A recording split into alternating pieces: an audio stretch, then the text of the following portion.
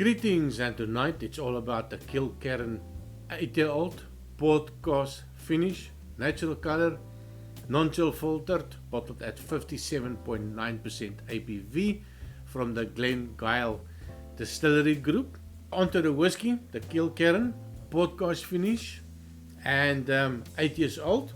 Color-wise, absolutely nice dark amber color. A little bit of a viscous look to it, a little bit of a legs running down it. No, it's not very easy to see, but the light, long, thick legs forming on the glass give a little bit of a viscous, oily look to it. So the first thing that I got, even when I poured it, was this lovely, thick, sweet, dark fruits coming out. It is a sweet one. So if you are not into sweet whiskies, stay away from this one. Dare I say, Sherry Monster or the Sherry Bomb coming out immediately on the nose.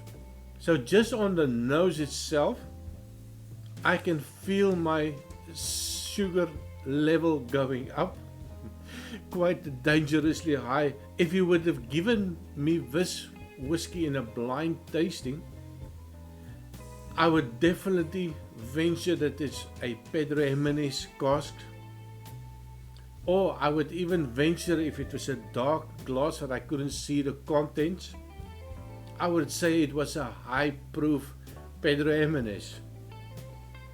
It is just exactly, I have a bottle of Pedro Jimenez in a cupboard, and if you compare the nose of the two, oh, it is quite similar. Only thing that is different from me, maybe a little bit less sweet, but the nose is exactly the same. What I also do pick up is that dried fruit component, that raisins, maybe a little bit of a date note coming out as well, and a little bit of that sweet sultanas, and a little bit of a chocolate note. And I think the best way to describe this one is you open up a bag of chocolate covered raisins. That is a lot similar to this, especially if you put it in your mouth and you give it a couple of chews, and that mixture of the chocolate and that raisins, that sweetness coming out. Ooh, that is really, really sweet. So there's absolutely no sulfur note on this one. If I think the cask that they used, it must have been quite a wet cask to give this amount of flavors coming out of it, especially the port finish.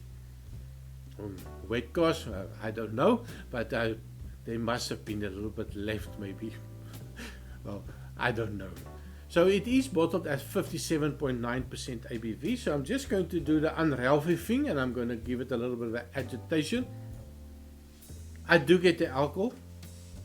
It does feel a little bit more chewer than the 8-year-old. Oh, there, I got it now a little bit. So definitely, don't stick your nose in too deep. It is quite a high ABV, but it's a pleasant high ABV for me. It does not have that, sometimes when you get that nail polish remover type of nose, I don't get that. I just get that lovely sweetness, that raisins, that chocolate note. So definitely not for the people with that doesn't have a sweet tooth. So on the taste, cheers. Sweet, hot alcohol, it just disappears in your mouth, and when you are left with that sweetness, a little bit of that raisins, a little bit of the sultanas, a little bit of the dates, a fantastic sweetness, and then at the end I get a hint of a oak coming in. So I was expecting that maybe some European oak influence on it, but there's a little bit of a bitterness, but trust me, you need a little bit of bitterness notes on this one because it is really sweet. That bitterness seems to bring it down a little bit for me. Also, every now and again I get a little bit of an orange note, maybe like a orange peel oil. Let me just give one more try. There's a little bit of an oily note on it as well. A little bit thick, I'm definitely not creamy. Loads and loads of dried fruit in it. But be careful. When you do drink this one, especially neat, small sips. I can tell you, if you're going to go big sip on this one, it's definitely will be a little bit of a problem. I cannot take a big sip on this one. Definitely going to add a little bit of water, but not much.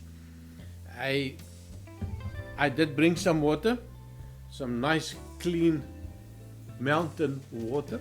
So I am just going to start off, not much. On that I've got about 25 milliliters left. So I'm going to start off with maybe a teaspoon of water, and if I need to add some more water, then of course it's possible to do that. So I'm going to add, well, that was just over 1 teaspoon of water. Just give it a little bit of a shaky. Oh wow. Well, it does take water well. So just on the nose, or dare I say, it's even a little bit more sweeter on the nose. Definitely more chocolate on the nose as well. That raisins is still there. But the alcohol is still feels a little bit stronger when I added the water. Maybe it opened up the alcohols as well. But definitely I can still add some more water in. Let me just taste it before I add some. Wow, that is nice. This one loves a little bit of water. Not too much. Use maybe just over a teaspoon of water on about 20-25 milliliters. The sweetness is also elevated. That hint of that oakiness has also been toned down a little bit as well. Although it was just a hint, but now I don't get any of that oakiness. Let me just try one more time. I'm just going to add a little bit more. Maybe another teaspoon of water. So in the end of 2 teaspoons of water, I think this is it. So that lovely sweetness is there, the chocolate note is there, that raisin note is there. The alcohol is, I think I can still add, but I'm not going to add some more water. So on the taste of a little bit, 2 teaspoons of water. Perfect. Absolutely fantastic. This is something, especially on a cold winter's evening, the dog sleeping on the couch. Well, my dog sleeps on the couch right next to me. Oh, that is fantastic. This is something that just warms you up. I'm not sure if this is something that I would sip in the evening, especially in summertime. I can feel the warm glow coming onto me already. It is quite hot here in Belgium. But it is absolutely fantastic on the nose. It's fantastic on the taste. Fantastic without water. Fantastic with water. That lovely sweetness is just absolutely fantastic. And I keep on saying, but this is really nice. So just one more taste with extra water. This is fantastic. Bloody hell.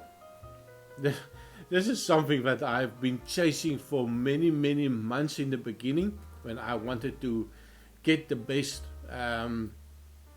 sherry finished whiskey.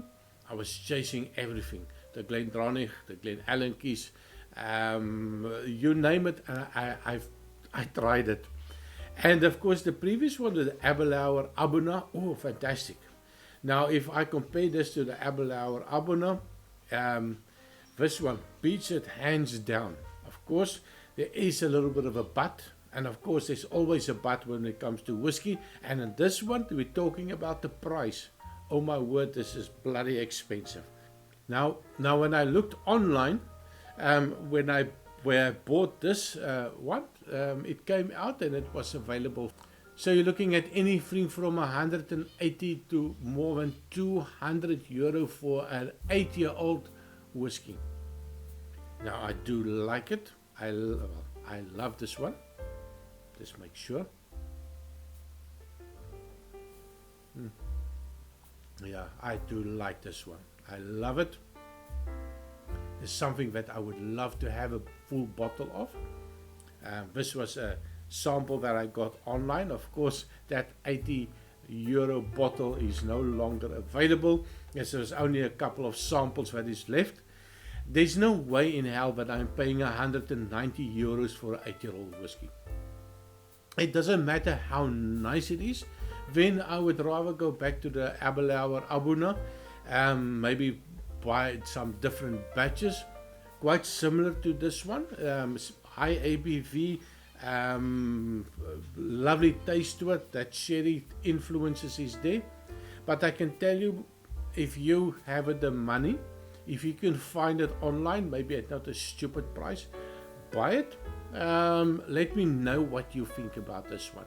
Is this something that you would tell your friends to buy at all costs, or maybe love it, tell them buy it at your own expense? It is fantastic. You might be chasing some more of them. So thank you very much for watching. Tell me your opinion on this one, and I see you next time. And remember to like and subscribe. We are ticking towards 650 subscribers. Super excited. Thank you very much, and see you next time. Cheers.